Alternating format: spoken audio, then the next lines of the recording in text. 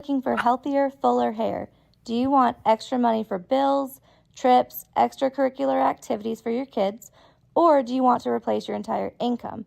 Monat is the answer. Our products are Leaping Bunny certified, vegan, and Monat can be used by anyone, including your kids and pets. Message me on my Instagram to partner with me.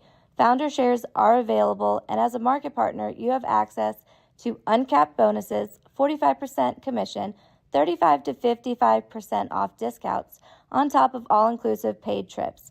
Right now, I also have a free gift for anyone that partners with me, so don't miss out. You can message me on my Instagram at LizChilvers86. We still do 7 NUFC Matters show a week for free. But if you want to help support NUFC Matters, then there are a few ways of doing it. Hit the like button on each live broadcast and video. This helps the channel grow. Hit the subscribe button and select the all notifications bell so you don't miss a single show. If you want to help us financially, then you can join the channel using this button with the membership starting at $1.99 a month. Or you can drop us a donation in the chat using a super sticker. We're also looking for sponsors. If you'd like your brand advertised on the flyers for the show and featured during the ad break, then email John at nufcmatters.com to arrange today.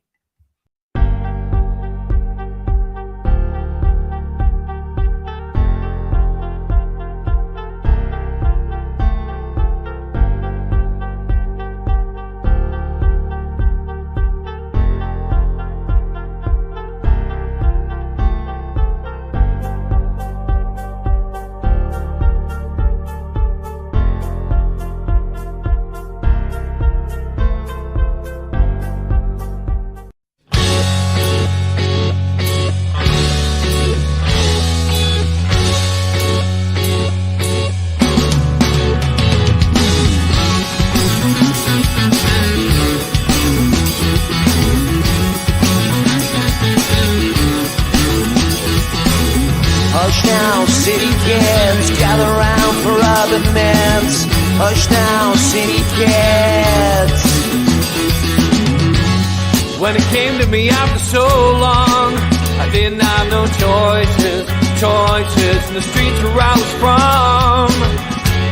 When I think about the pain, I didn't have no choices. I took what I had sworn. Hush now, city kids, gather round for urban myths. Hush now, city kids. But you know, the wouldn't let you have it any other way. Good evening and welcome to NUFC Matters. It is the fans forum and it's good evening to George, to Darren, to Barry, to Magnus, to Alan and to Spenny. He's obviously trying to get himself in. We'll bring him in when he gets his camera sorted. But good evening and officially England, unfortunately losing in the European Cup means that Newcastle's chances of winning a trophy this season I think have diminished now, because I was hoping that if we saw an England win, Newcastle were going to win as well. 66 and 69, maybe the bad luck might go on. But yeah, it's not coming home, George. Devastated really for lots of reasons. Alan Little got in very early. He says, good evening lads and all. He says, I've seen in my lifetime 5 Tune Cup finals, 2 England Cup finals, all ending in defeat. It's absolutely ridiculous, man. He says, Southgate too defensive for me, reactive not proactive, and come alive after going behind. Anthony Gordon got 7 minutes play the whole 7 games. Absolutely balmy. And Benny says Southgate thought that at 1-1 we could soak up pressure, nick it on the counter with the same Palmer-Watkins link up that won them the semi. It's so annoying to let the momentum just fall away after 1-1. Andrew says, I wouldn't waste your time discussing Southgate, who's obviously to blame. Lots of opinions coming in tonight. And Mozza as well. They should have put the young'uns on from the start. Never mind. Bring on the World Cup. And Michael West says, I hope the FA don't come knocking on the door for Eddie. Lots of people disappointed, as you would expect, George. I'm used to it. I've got to be honest. I'm used to it, George. What about you? Well, if you're used to it, think about me. I've got another 50 years on you. even this morning, I was out this morning and I went out in a cab and the taxi driver, again, lads, was praising the NUFC matters and saying how they all stopped to watch. And he was on about seeing things won. And I said, well, 1966, that's the year I got married. And he put us in my place by saying, well, 1967, I was born. So kind of puts you in your place, doesn't it? It's ridiculous. And you're right, Steve. 2 cup finals that we've given away. The first one, we got a 2-minute lead, and then sat back hoping that we could rest on that 1 goal for the rest of the game. And against Italy, the players are just too clever for us to let that happen. And then the same thing yesterday. Go behind, get a good equaliser, a brilliant equaliser, but even then he still doesn't take notice. Spain were there for the taking immediately after that because they were rocking. As you heard Alan Shearer's commentary, that once they got Watkins on and people that could turn the Spanish defence, the Spanish defence was uncomfortable. And in fact, they couldn't handle the corners. Look at that corner that went back and forward across the goal, headed off the line twice, and the goalkeeper made a save. And he couldn't even read that. It was crying out. That was the only corner, though. Sorry? That was the only corner but done good. Yeah, but you only need one, Darren, man. And how about the other ones that were good, though? At the end of the day, we just weren't up for it. It was crying out for somebody to run behind those Spanish defenders. And the ideal person was left sitting on the bench for, as somebody's just said, for 7 minutes out of all those games. That's a crying sin. It's a shame. Actually, it could upset that lad being treated that way, because he'll be wondering what the hell he's done wrong. Bound to be. Even the lad from Chelsea, Palmer, he only brought him on it because he was stuck with options.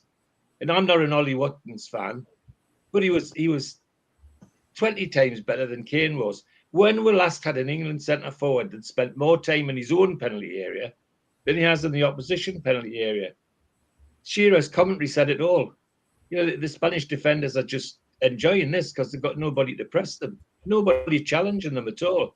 But once Watkins came on and they made the changes, it changed remarkably. And instead of pressing at home, he retreated again, retreated back to hold on to 1-1, which was never going to happen the way the Spaniards were playing.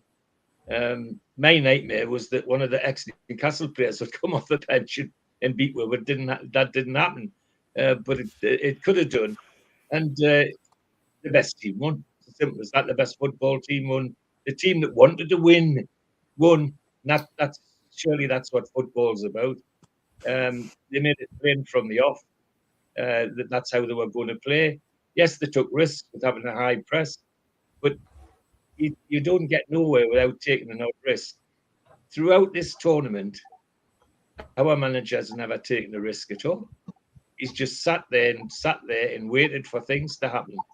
And somebody said it in the strap, that reactive rather than proactive, and that invariably ends in sadness. In two finals in a row, you've got to. Yes, he's due the credit for getting we're there, but that's not the sort of football I want to see England play. I'd rather see them have gone down really badly if we'd had a real go, but we didn't. We didn't have a real go, and with the players at his disposal and those sitting on the bench, he'd used them more sensibly. We could have won that match. I'm sure we could, and like one of life's sadnesses, really. Well, how would you have felt if we'd won the tournament, George? If we'd won the tournament, playing like that, had Southgate managed to pull it off, those two subs had won the game rather than just got we're back in it and then obviously we're lost. But I would have been worried about this. I would have been worried about the state of English football. Yeah, because that would have translated onto the pitches of the Premier League clubs. Coaches trying to copy that. That would have been very depressing. It's interesting because I often ask people, You know, had Shearer not got injured, for example, when Newcastle were managed by Kenny Dalglish, and Newcastle had won each game by 1-0 and won the title that year, which they could have done, then would people have been, you know, as critical of Dalglish because he delivered the title? You know, it's always an interesting question, because it seems that we like to be entertained more than anything else, you know. Well, entertain's one thing. I just like to see football, and I haven't seen very much football of England, sadly. It's just painful sometimes. It's so turgid. Well, see, yesterday a couple of times, John Stones showed what a magnificent player he is, not just a defender. Yeah. Mm-hmm. Why twice in that tournament? What did he do the rest of the time? He got to the halfway line and then retreated. You're not going to tell me that's not because that's what the manager told him to do. It was because that's what the manager told him to do. And that's just nonsense. You've got to give the players a bit of license, a bit of freedom. The only part of the tournament where the other Manchester City player, oh, come on, my mind's going. The midfielder, Foden.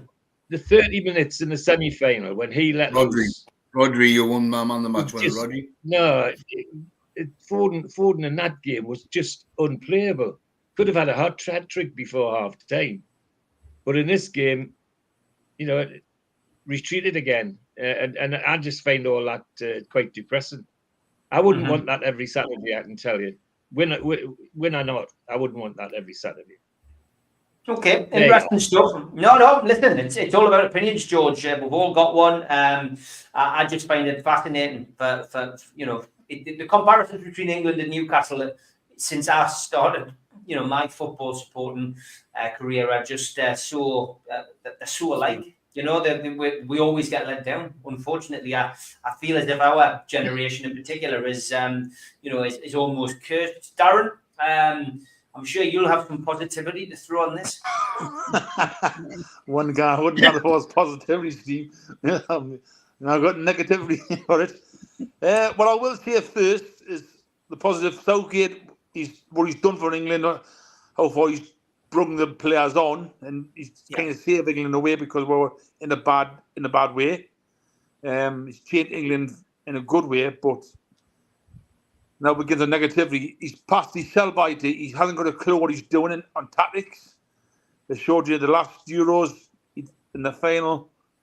You needed a world-class manager to do the right sort of tactical change. And I was more annoyed with his comment with Harry Kane after the game. He said Harry Kane wasn't fit enough to be playing, so why is he playing him then? Do you know what I mean? It baffled me that. So if he knows he's not fit, so why? He's too afraid, too gutless to drop his freaking captain on the bench and play Ollie Watkins, who will put pressure on him. Bellman, he done nothing yesterday. He should have took him up. He's too gutless. He hasn't got a backbone in him. And it was go on the pressure, and he said just sitting them all back. There's one point Harry Kane was playing centre midfield and Phil Foden's up front, running boot headless chicken. And it's just like Shearer said it was the 68th minute. This was the first time Spain had the pressure that Ollie Watkins running at them with the ball getting played long. But that the centre half they could have had a tail in the middle in their defence, had a game of cards. It's not easy for them. There were set pieces, was shocking. All the way through the game, you see Spain set pieces. Well, every one was bang on the money, in the box, in the area. Sorry, but the grown men, I can accept that. Like you expect, like you see kids play football, you see them do better corners when you see what you seen England do yesterday. At the time for them to go, yes, thank you, Southgate, you've done a good job, but go, mate, and I hope it's not Eddie Howe. Probably Graham Potter. He's unemployed, so he'll probably take the job.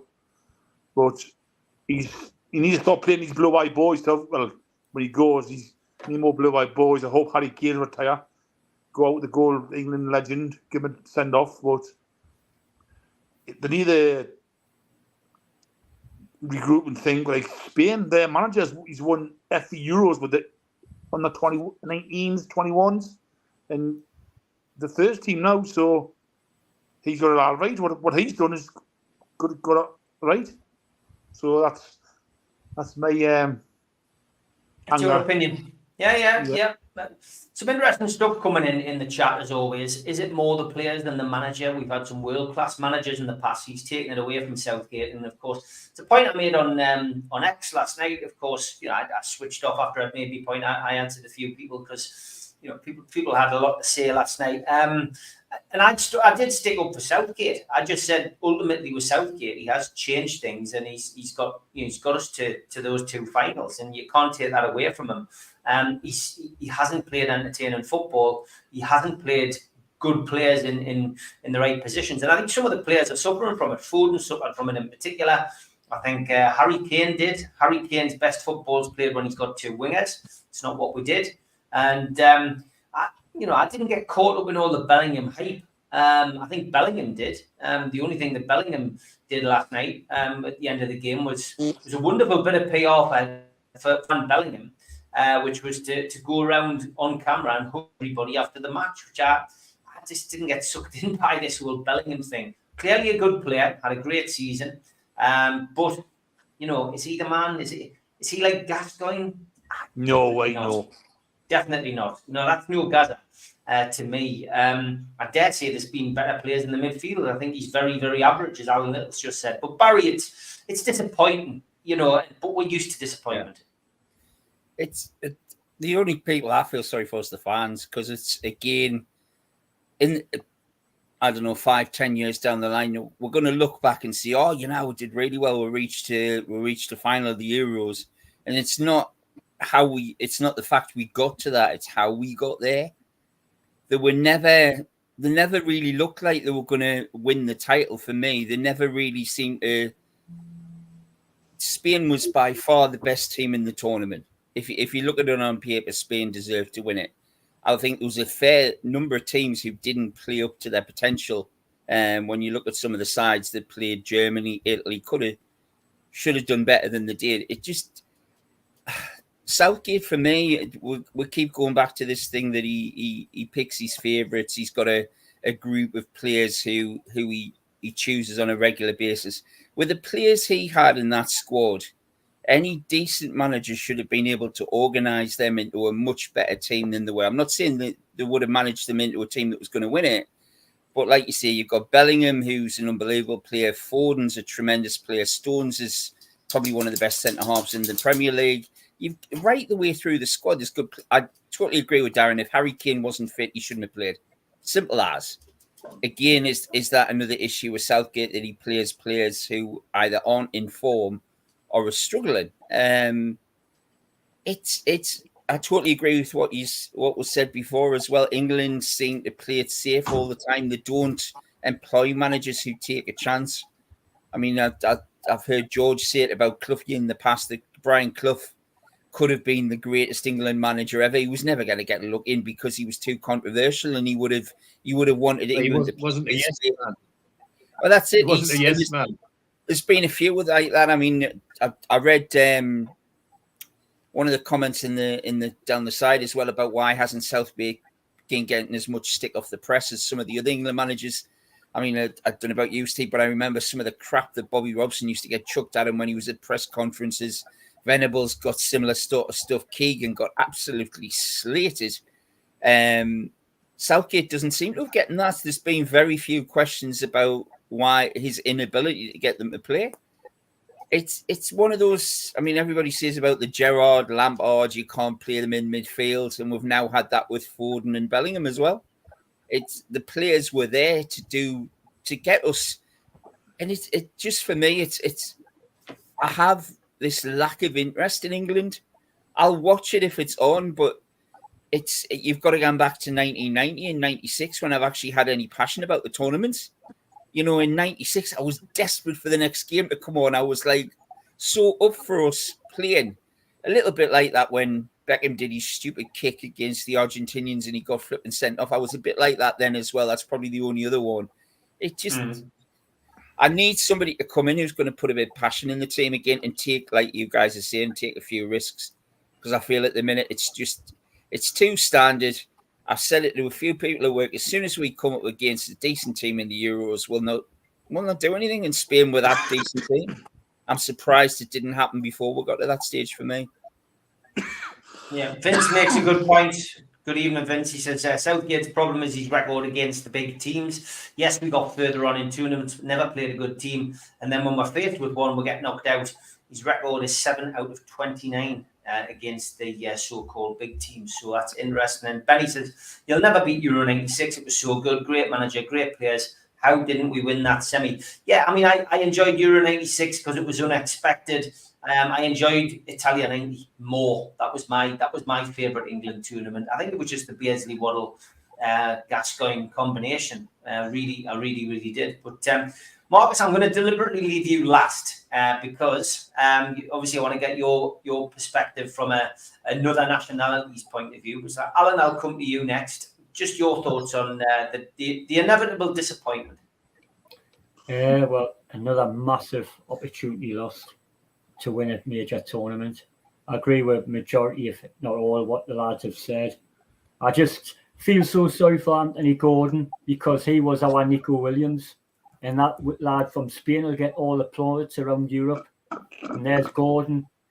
People in Europe will not really know about him, and yet there's a lad in Spain got all the plaudits for being a young lad and running down the wing, and he will not get recognised. Cole Palmer got a few minutes and just basically was probably the player of the tournament for it. Probably Mark Gay would have probably run him close, but,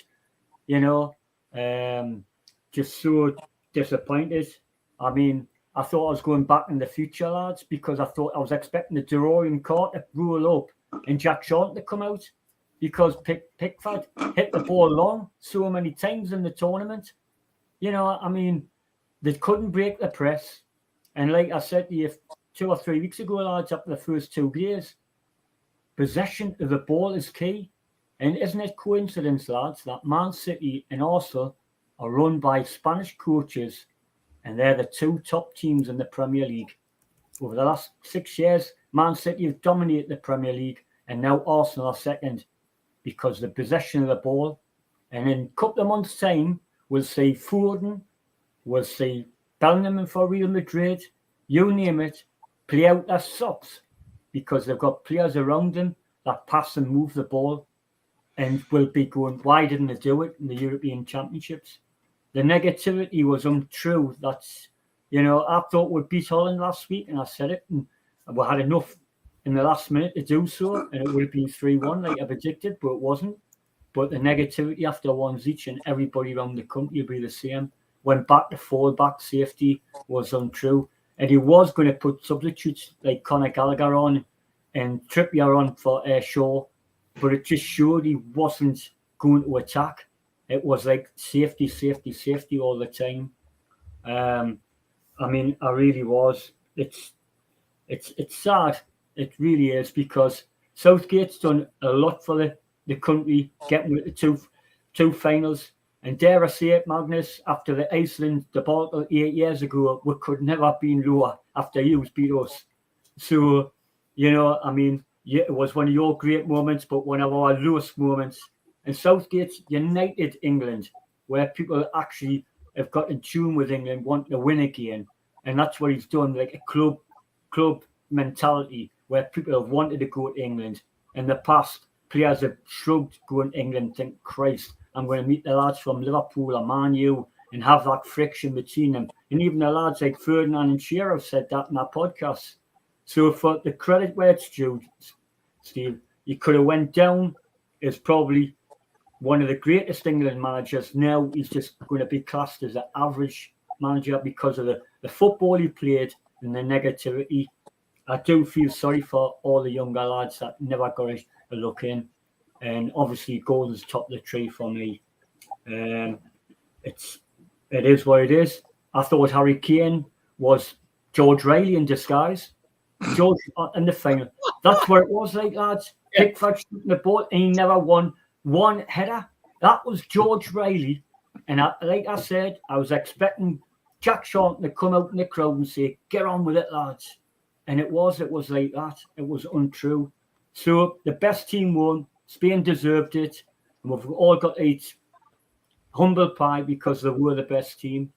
So we get back to the real football now, lads, and I'm sure Spenny will say the same. Get back to the real football in Newcastle United.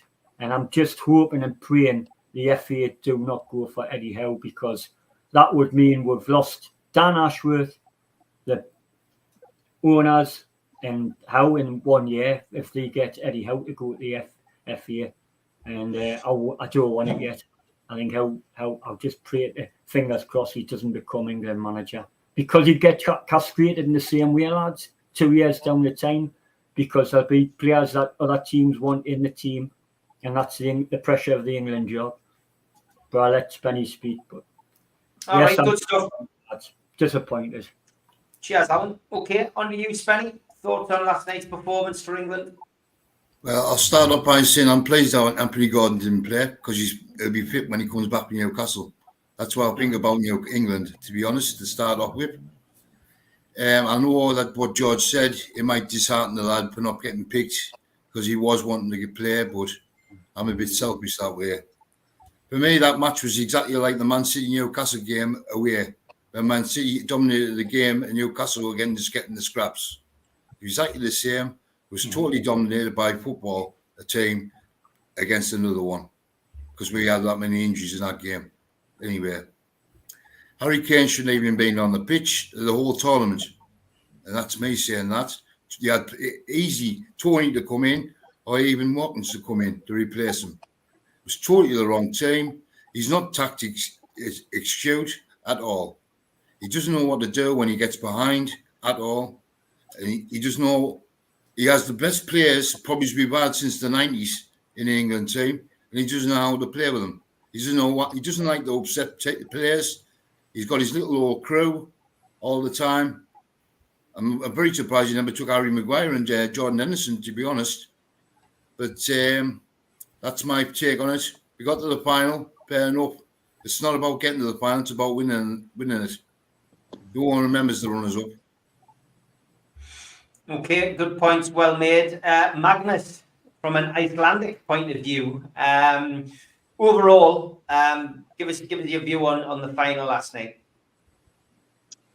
Yeah, to be honest, these are really friendly nations to me. I've both lived in Spain and I've visited England on multiple times, and I feel these are usually always my favorite nations in tournaments like this. So it was a little bit of a win-win game for me. I mean, I was gonna, I rooted for England, but I wasn't gonna be too disheartened by Spain winning, because they have by far been the best team, and there's no questioning about it. They played almost without stars. If Rodri is your biggest star, he's not bigger than a team. Very humble guy. I'm disappointed because there was a lot of unused players, and this is a team sport. You know, I don't know if Southgate realizes it, but yet this could have been so exciting tournament for him. Attacking wise, with the guys like Eze and Cole Palmer, and there's obviously the Watkins and our beloved Anthony Gordon. I am really disappointed with the football that he played.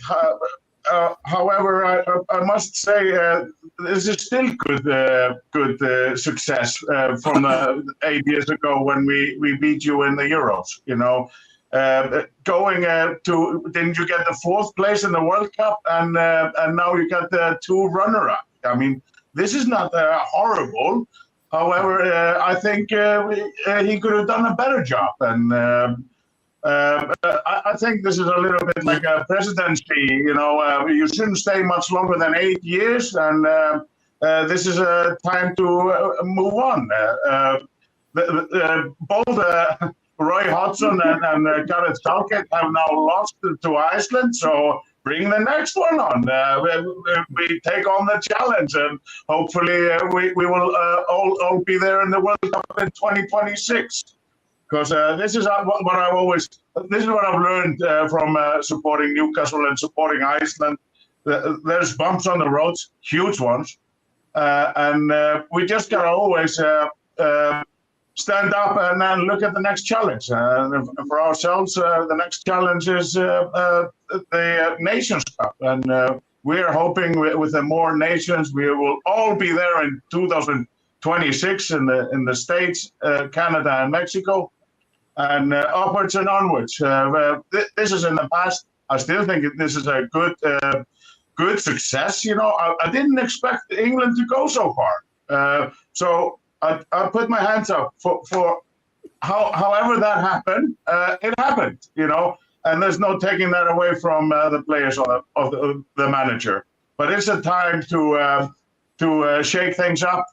And use the squad, you know, just use the squad. This is a team of 25, you know, and that's how I feel. Disappointed. I wanted England to win because they haven't been this is the underdog thing. They haven't been as successful.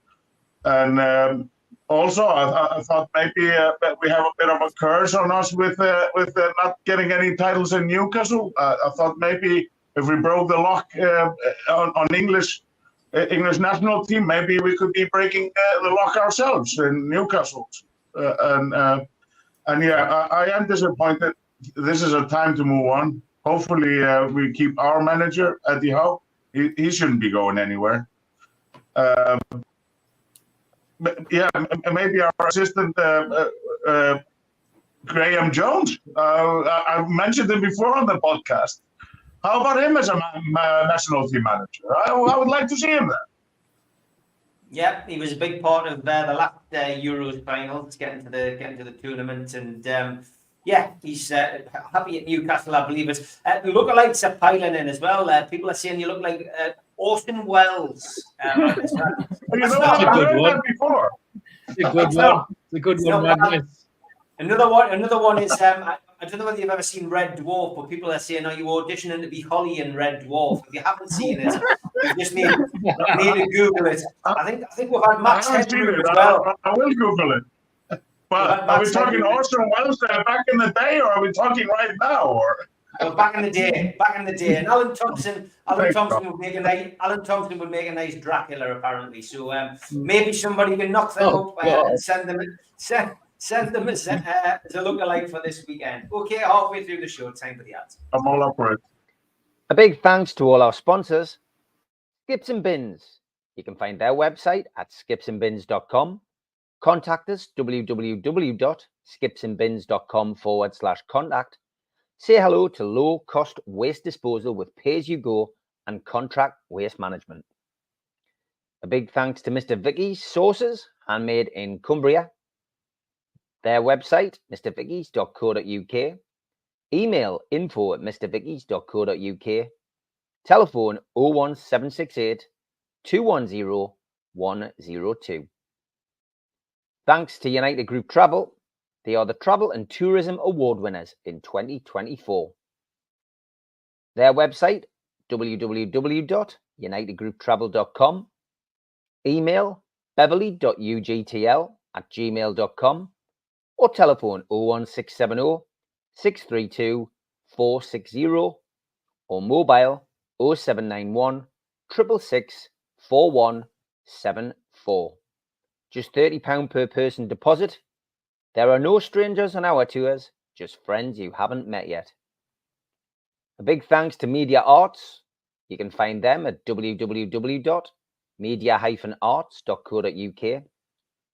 And don't forget, we are a podcast. You can find us on iTunes or Spotify or other podcast providers. If you want to help the channel grow, then hit the like button, the little thumb underneath the video, click share and share to your social media, or join the channel for as little as $1.99 a month. If you want to take out a one-off payment membership, go to nufcmatters.com and hit membership. And for a £25 fee, you get a scarf, a cup, a pen, and a membership card. You can also put a smartphone over the top of this QR code. It'll take you straight there. And don't forget, we also help the food bank on this channel. nufcfansfoodbank.co.uk is a website where you can make a virtual donation today. Okay, welcome back to the Fan Forum. Ian Brownlee says Magnus looks like Eddie Hall, the one of the world's strongest men, of course. Stu Mag says Magnus could pass for Oliver Reed, which is interesting. Jackie Nicholson says Magnus is Ricky Gervais. That's no. I've heard that before as well. It's not the first time. Interesting. And Sutty says, who do you think will be first through the door in the summer? Oh, we're talking about Barry's doors. Sutty, you'll have to get back to us on that.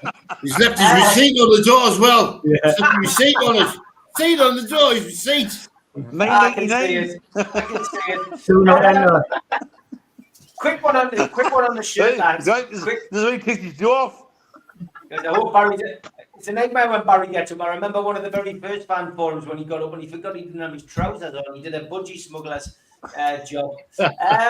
Just a quick one on this, lads. Obviously, footyheadlines.com. The new shirt.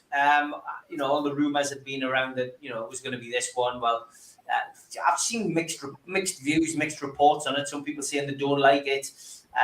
You're always going to get people complain about it. George, what was your first thoughts when you saw it? Well, I like it very much. The odd thing is, I've just done those were the days for you today, Steve, for the future, and it was the one where the blue and maroon came out proper time. So it was strange it should come back. No, I liked it, and I like the way they've styled the logos, and they're nice and white, so that there's a definite contrast. The three stripes are there, the badge is there, and the motif excellent. And I worried that the noon thing would be too much, but it's not.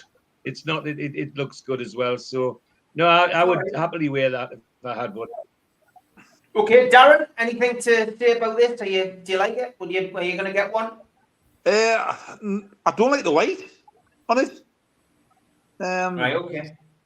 If they change the colour and different colours, but I don't know. I don't like the white, the badge on it. You know what I mean? It puts me off getting that. To be fair. Right. Okay. Simple. Barry.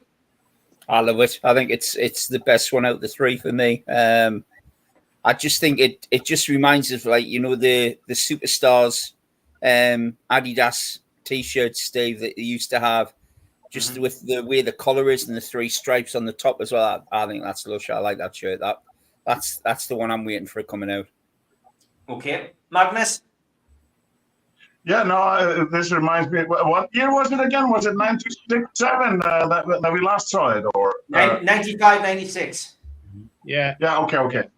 No, I think it's lovely. It reminds me of there's one guy that pops into my head. It's David Ginola. He wore this really well, and I'm putting all my prejudice down because I never used to just like red whatsoever, but I'm putting that down. I've thrown it away because my sons now play for a red and white team, that is striped sideways. So I've had to buy a fair few red and white shirts, which was a little bit out of place for me. But I like this one. I can agree with Darren a little bit. Maybe they could have done without so much white in it, because that means three colors. Couldn't they have made it blue or red or something like that? I like it. This puts a pressure on me. I feel like I need to get a new, fresh one. I have an old logo and an old brand on mine, so count me in. But I have seen only two. Is the third one out? Or? No, the second one hasn't come out yet. The second one, I think it's a slightly late release. I think it'll be out for the Cellar Cup. I think the third one comes out after the season starts. That was my understanding anyway. But yeah, it will be out. It will be out, sooner rather than later. But we haven't seen a confirmation. Probably. Right, or red or green, green or white. We should be seeing there. Or? Green and white, yeah. Another white strip with a bit of green on, or a green strip with a bit of white on, one way or the other. That's the tradition, yeah. Spenny, very happy with Adidas. Spenny, you've got one of my favourite retro tops on. I love that yellow top. It's definitely one of my favourites. Yeah. What do you make of this new one, Spenny? It was probably the worst kept secret that it was going to be this. Like seems over on the clothes show. It looks nice in the colour. And it's got a nice cut on the ends and that, and the sleeves look lovely. Yes, it looks nice for me. I like it. But my favourite one's coming, the third one, because it's sentimental value because the old badges on it. That's the one I want. The one with the old badge on, because I love that badge. The NUFC one with the black magpie on. The third one I'll be buying. Okay. And Alan? Yeah, very nice, Steve. Very nice. I like it. I do like it. It looks nice. Okay, it's a big... I must admit, what Spenny's wearing is probably my favourite retro top as well, to be honest, the yellow. Yeah, I love that one, yeah. Big vote of confidence for that strip. Alan, I'll start with you on this one because I've heard George's opinion, but I will get George's opinion on the statements that have been put out by the club. The big news, of course, since we all last sat here last week, is about Manda and Mirdad. Were you shocked? What was your thoughts, Alan?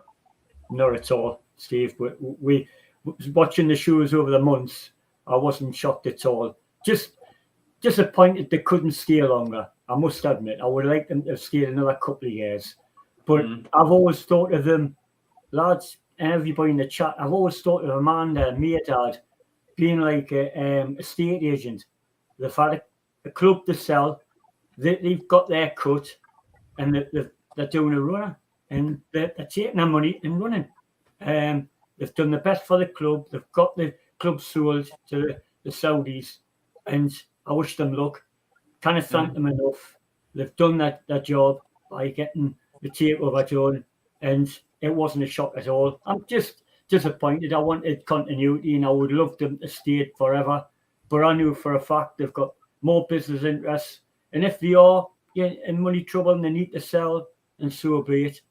But so, just a simple answer on. Do you think they walked, or do you think they were pushed? That's a catch-22 question there, Steve. I would think they were. I think they've walked in the sense that I think they need their money, Steve. To be honest. Okay, that's it. That's one person for you think they walked. Okay, because obviously we've heard all the statements now, and we all read different things into things. So, Spenny, over to you. What did you make of the departure? And same question to you. Do you think they walked, or do you think they were pushed? So I'll go over the first question first, and I'll go to the next one after that. Yeah. I'm going to thank Amanda and Mirdad actually for what everything did. You know what I mean? Like the brokers, what they brought in for the club, for the Saudis, and what have they done for the region? Like for the food banks, and then the people in the schools and all that, giving them free meals. It was all their ideas to bring all this in. Obviously, and someone does get missed up sometimes because at the end of the day, Rap and Badina has invited him to this stadium, and on that day to look in to see where we can get investments as well. So Rapper's got to get a little bit of a thing to say about that as well. But for me, Amanda was the PS of Newcastle, the new Newcastle United for me, and it's been a shame to see it going. And and going back to the second question, yes, they were pushed out, mate. What I've been told in so many words, they have been pushed out by other people who want them out of the club. Okay. Over to you, Magnus. Your thoughts? What went through your mind when you heard that Amanda and Mirdad were leaving? Well, it happened so quickly after last episode that I had a little bit of time to digest it. You know, for me, I am a little bit disappointed. You know, I've said it before on this panel. You know, it was a breath of fresh air to get owners that were transparent and outspoken. I mean, I can't believe all the work that they've done to improve our club. You know, and boy, oh boy, we said it ourselves. We didn't actually need to win every week, but we wanted a club that tried. And I really believe they gave us that, and they opened the talk. You guys have all met her and Mirdad, I guess. Yes. I am disappointed that they're walking right now, and it feels like it is a little bit forced. However, I think we've been feeling this coming because, we haven't been seeing them. We haven't been hearing from them, and we got that news in, was it March, April, that they were moving their shares around. This is not a shocker. However, I think it's very disappointing, and I will forever be grateful for all the work that I've done. And they gave us hope, and one that will never be forgotten. Their work rate and never giving up, because this was an ongoing story for, I think, is it 4 years? I think it took 4 years to get it across the line. I will never forget, and I'll just say it out now. If they ever find themselves in Iceland, stuck out and about, I will never walk past them. I would always say hello, and if they need anything here in Iceland, please get in touch, because I'll never forget what you did, and I would always approach them and thank them for what they've done. And I really hope this is not something that will harm their sort of future or whatever projects that they take on next. I wish them all the best, and I'm really grateful for what they've done. Good luck with whatever you do, and find yourself in Iceland. Here I am if you need me. Good stuff. Barry, your views on the Amanda Miedad story? I'm gutted, to be honest. Huge fans of both of them. I mean, for me, Amanda, I dread to think where we would be if they hadn't kept at it and kept pushing, and obviously with the likes of you guys helping them along. But that lady's done so much in such a short space. Well, they both have. I mean, I'm fascinated by what she's done with the women's football. I'm absolutely gutted for them, because I was hoping like mad, yes, she might back off a little bit from the other side, but she's been a role model and an icon in that side of things. I had the pleasure of only seeing her very briefly, meet her twice, and just an absolutely amazing person. I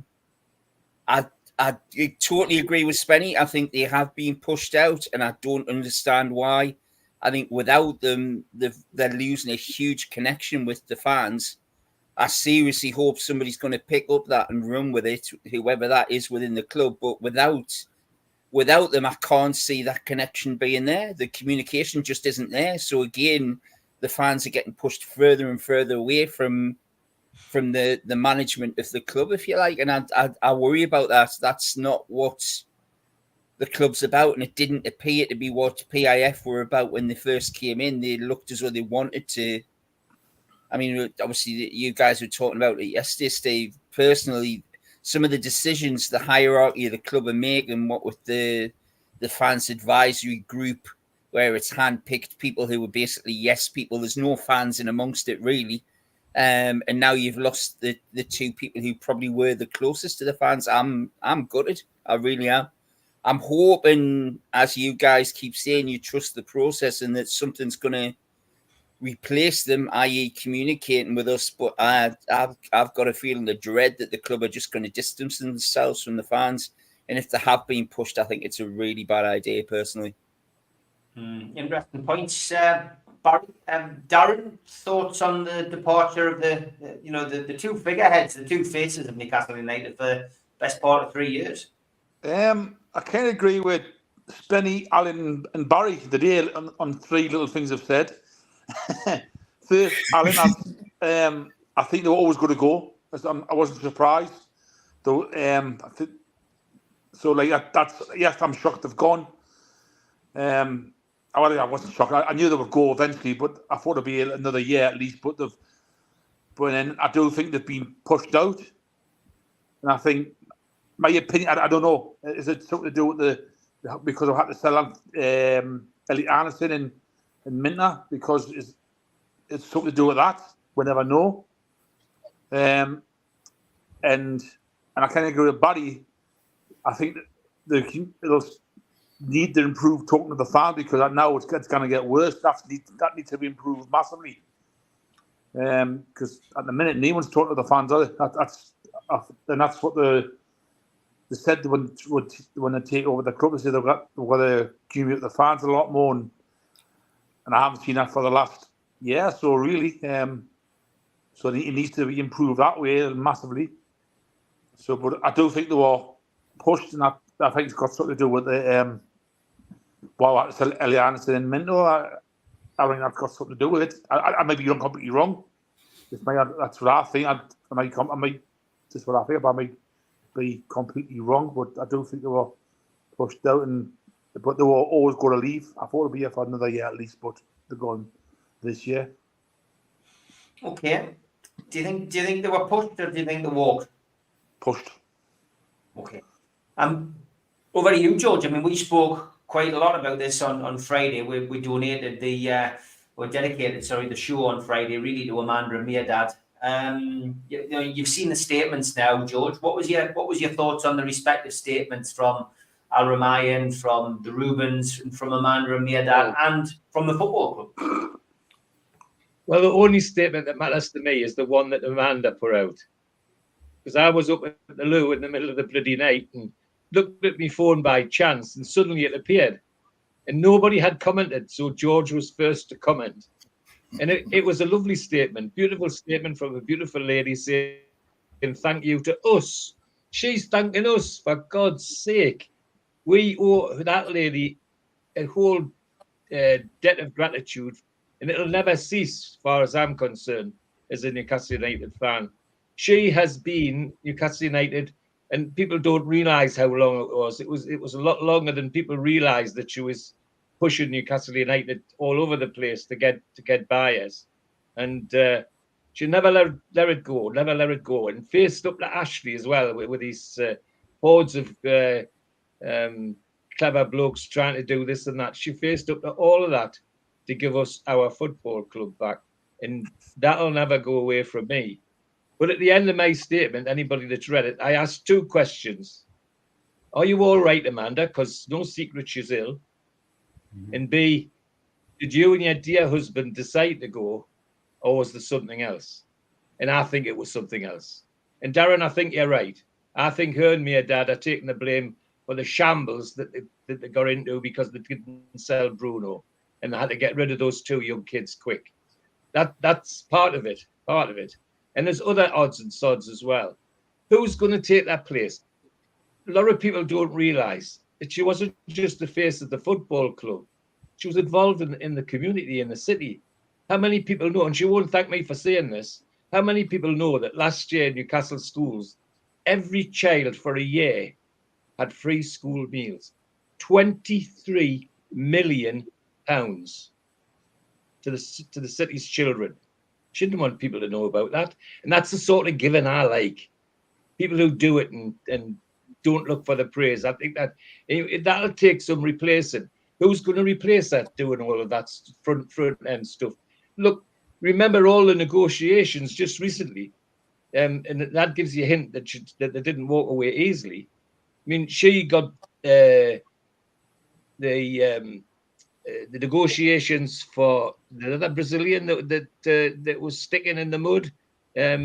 Big Joe, his contract was sticking in the mud till Amanda got involved, and suddenly it was done. Other things that were getting stuck. Who got involved? Amanda, and it was done. It just strikes me that somebody's as involved as that suddenly switches off to zero.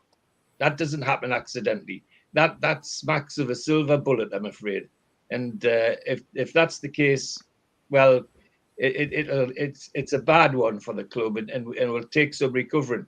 Who's going to take the place? Is Mr. Eales? I shudder when I think of that. What chief executive officer who buys a pint and sings Bladen Races and thinks that's being a Geordie.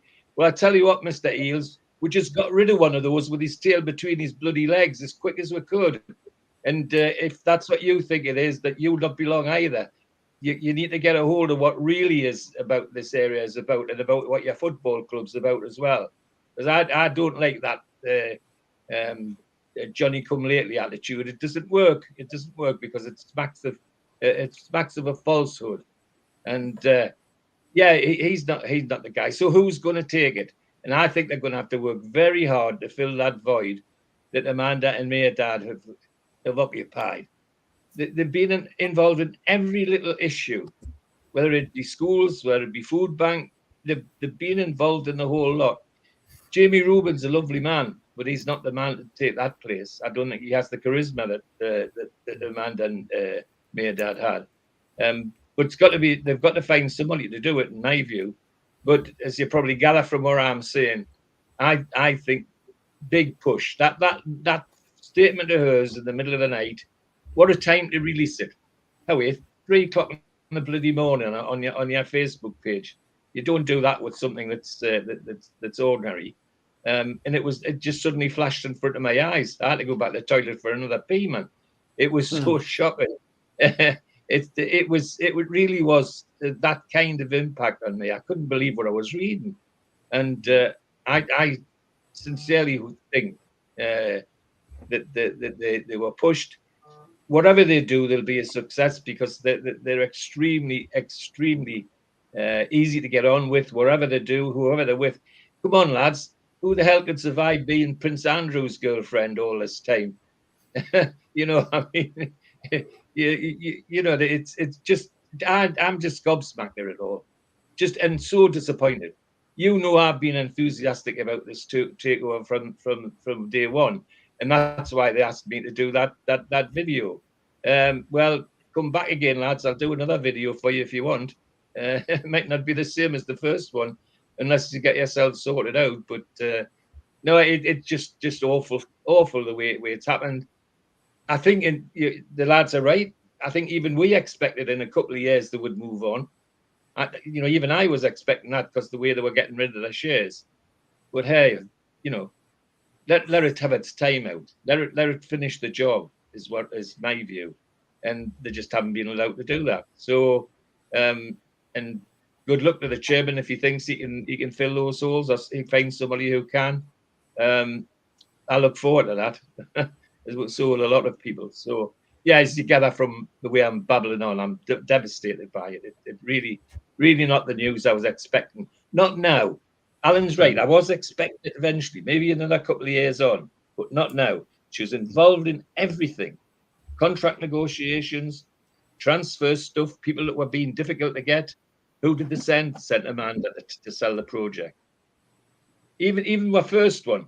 Who brought Kieran Trippier? Amanda went and sold the project. So, that's gone. And that's a big blow to me as a fan. Do you think with Paul Mitchell coming to the club, George, that's the final jigsaw in the management structure? That's what led to them getting pushed, if that's the case? Paul Mitchell coming to the club? I don't think so. I think the club hierarchy had to find somebody to blame for the shambles of Bruno, and they've taken the silver bullet. It's nothing to do with Paul Mitchell. It's about the people that's already there. It's already the people that's already there when the club was bought. Yeah. That's where the problem is. Yeah. To do with Paul Mitchell. I genuinely think. I'm also glad that they didn't hire Paul Mitchell and make that the first thing that he did to get rid of a couple of hot prospects. So timing is no coincidence, is it? No, I genuinely think you all make valid points on this, and I think we just have to sit and wait. We see what happens with the club. It's a new season, and last year's problems will move on.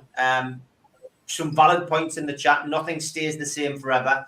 The support is always constant, and really we just need to give PIF a chance. I think we've always realised that Amanda and Mirdad would move on at some point. It does feel a bit sudden.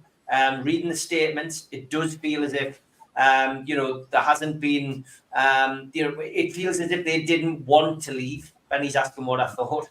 It feels as if they didn't want to leave. And from my perspective, I think that, I've seen enough at my football club to know that, football does move in mysterious ways. So, I think they would have liked to have stayed, but for whatever reason, circumstances have prevented that. They've had to move now, and Clone Lad. Unfortunately, there is no room for sentiment in football. I think genuinely we wait and see what happens this season. Let's wait and see what happens over the course of the next 12 months, and we can make a better judgment then. Darren Eales, if he's the man who's going to step up and he's going to be the face of Newcastle United, then so be it.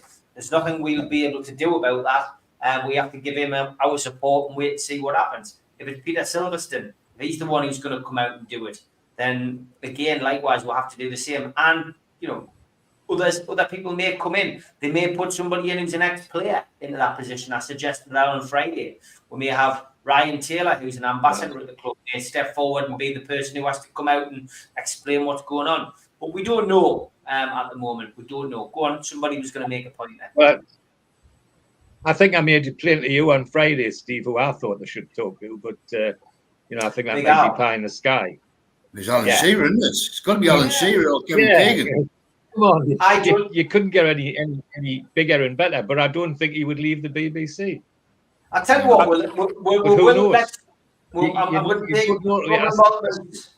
Robert Mullins. Robert does our designs for the Flyers. Big shout out to Rob.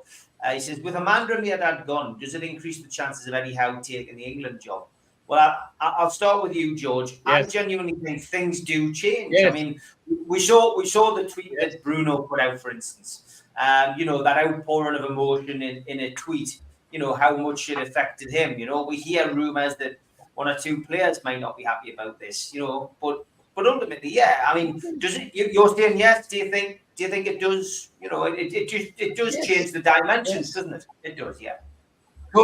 Totally change the dynamics of the club as well as just everything else. And Bruno puts a statement out like that because she's involved. She's not just a figurehead at the top. She's not a stupid, thick bloody Lord Westwood or an arrogant solicitor like McKeague or a barra boy like bloody Seymour. You know, that's what we've had to put up with, lads. We've got a real person who's leaving with, and I think being pushed out. So yes, I do think it increases the chance of Howe leaving.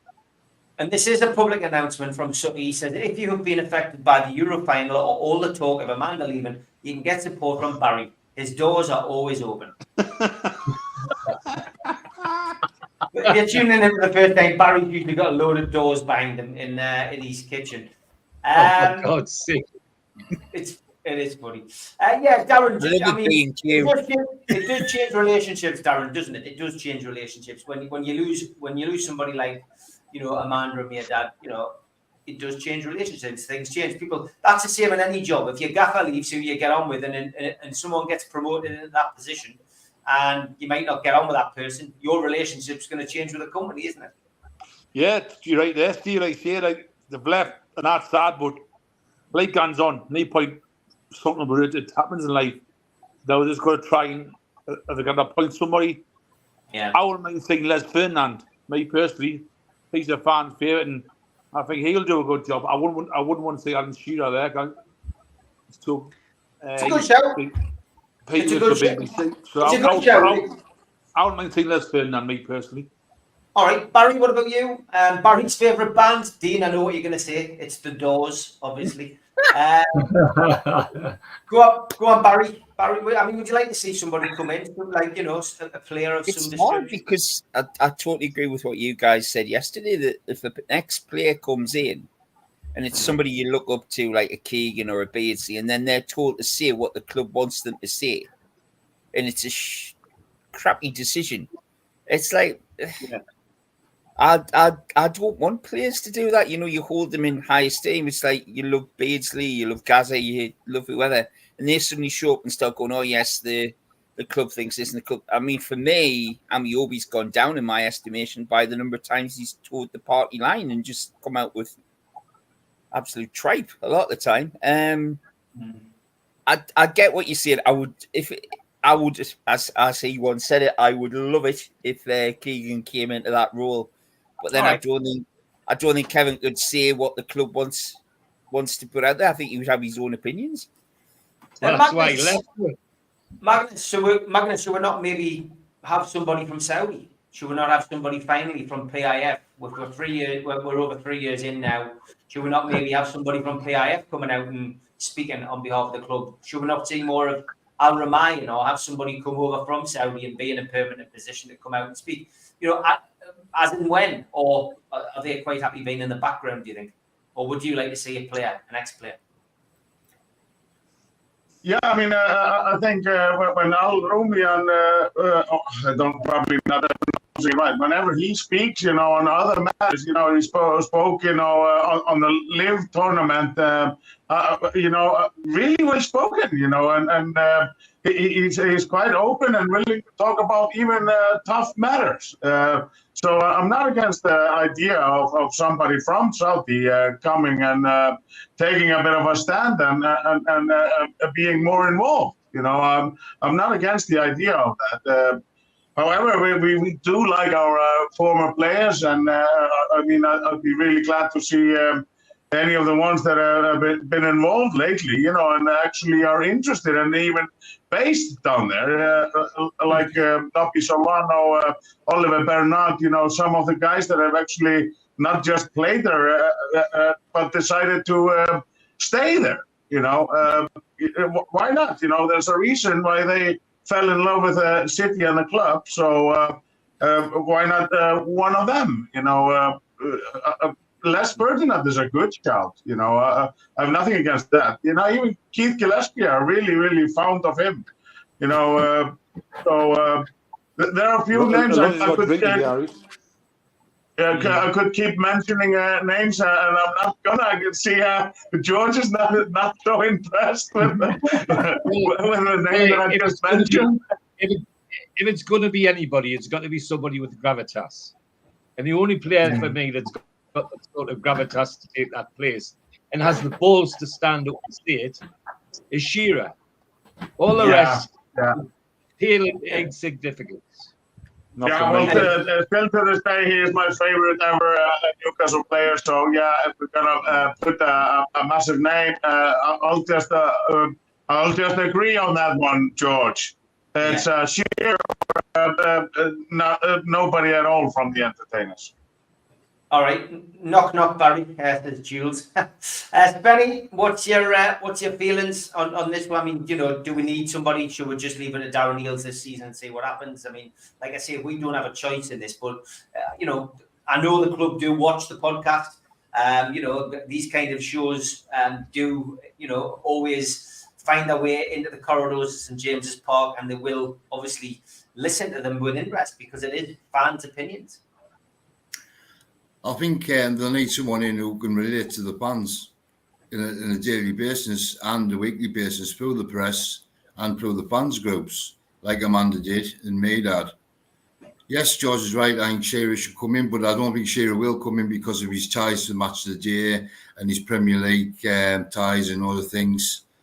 You've got Keegan. I don't think Keegan will come back again. I think he's more happily retired.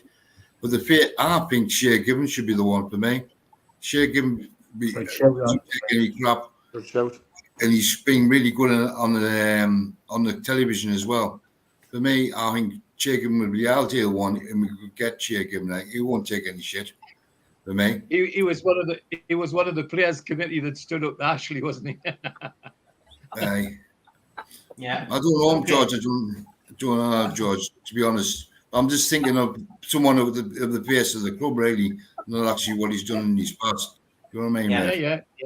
And as for the first question about Eddie Howe, I think Eddie Howe will go. If he can come in for Eddie Howe, and the people that's in charge now will let Eddie Howe go.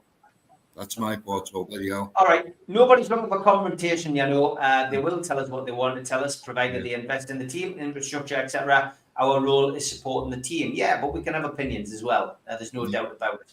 Alan, last but by no means least on this, been an interesting discussion tonight. We've covered a few different topics. Yeah, what's your thoughts on this one? I would have Anton Deck, me. But that's a great but me personally, everybody knows them, don't they? Everybody knows them. The big worldwide known. But being serious for a minute, lads, I think Warren Barton, he's always come across as loving the club. And he's out in California at the minute, but I'd like somebody like Warren Barton. Like the lads have said. But my top choice would be Anton Deck, but obviously that's not going to happen. But Warren Barton for me. I I just think it's something they could look at. I think it's something they could look at. I think that it takes a certain type of person to know our football club and to get our football club. And Amanda and Mia Dad did that. And yeah, I think Eddie Howe does. So Eddie Howe at the moment is the present incumbent in the manager's dugout. And I think maybe what will happen in the season ahead is communication about a lot of the football related stuff will always come through him, which is all we're really bothered about. I think what will happen is it's the lack of communication from the powers that be with regards to things which the fans get their knickers in a twist about, and rightly so, ticketing, etc., etc., etc. And those are the things where we need to have someone coming in, and it's pointless saying, well, that's the fan advisory board. You know, some people don't even know who it is, what it is. You know, we've all got opinions on it. And I think if the club listen, they need to be thinking about somebody who can get the message across, you know, like Amanda or Mia Dad. I hope as well, and I'll finish this up. I'll finish this up and finish the show off by saying, please, please, please make sure that they're always welcome at the football ground, and make sure that they get some kind of thank you, because that little press release that was put out by the club, I don't think is adequate enough. And I think at least recognition at a home game and allowing them to come onto the pitch at a home game for the men's team and the women's team is the least they deserve. Give them an opportunity to come to the first home game, let them come on the pitch and let them take the acclaim that they deserve, because they do deserve it. You know, well done, Amanda. Well done, Mia Dad. Thank you very much. Good luck. And thanks to Alan, to Spenny, to Magnus, to Barry, to Darren, to George, and to everybody in the chat and the admins as well. Great show. I'm back tomorrow, 6 o'clock, talking the tune with Rob and with Sid. Take care, guys. Keep well. Keep well. Everybody, good to talk, lads.